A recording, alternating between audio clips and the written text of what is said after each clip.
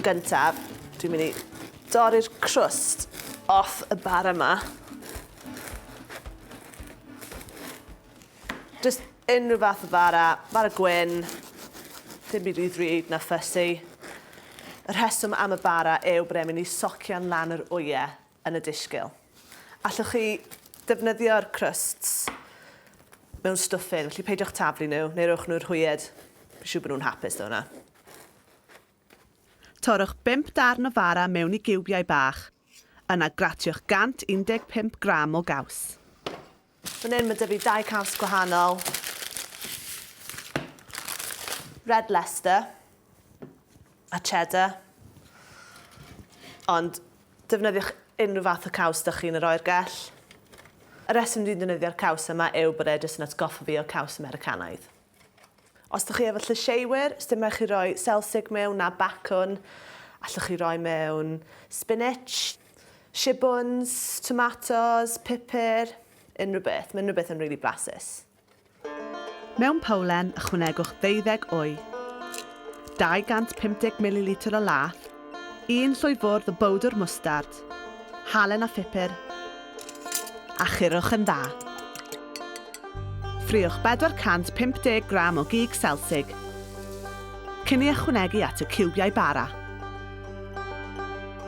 Gwasgarwch y caws cyn ychwanegu'r wyau. Cymysgwch cyn rhoi mwy o gaws ar y top. Rowch yn yr oergell dros nos.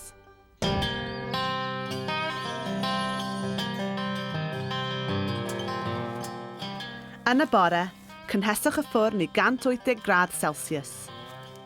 Gadewch i'r casserole ddod i dymheredd y stafell cyn i roi mewn i'r ffwrn am 40 munud.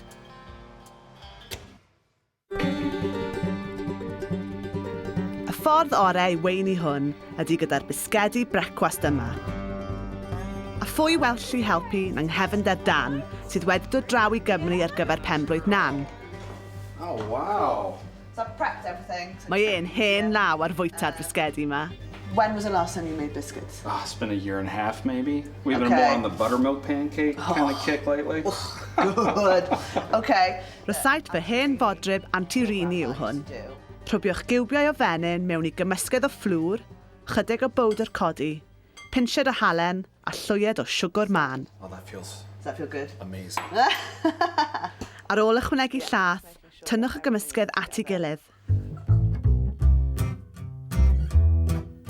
Rholiwch i dewder o tua modfedd a hanner. Torrwch yn gylchoedd cyn rhoi golch wy ar yr wyneb yn unig.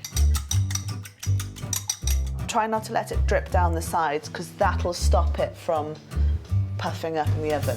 Because egg is like glue when it cooks. Beautiful. All right. You can come work for me anytime. Oh, I would love that. Bydd angen i brwsio gydag wy eto ar ôl rhyw 5 munud, cyn ei goginio ar bres uchel am tua 20 munud.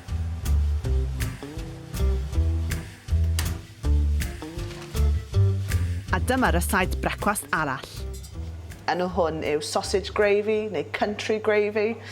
Mae fe yn cig Selsig sydd wedi ffrio mewn i darnau bach a wedyn dwi wedi gwahanu'r braster o'r cig a dwi wedi gwneud fath o saws gwyn efo'r braster wedyn felly rhoi bach o menyn mewn, fflwr, mae yna llath a wedyn rhoi bach o pupur cayenne a halen mewn i roi blas iddo fe a pupur.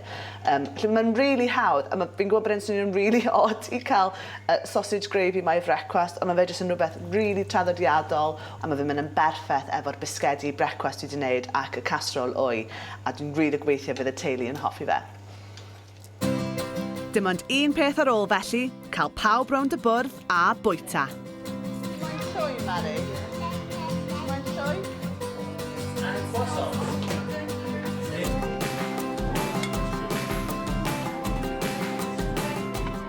I hope it tastes as good as yours.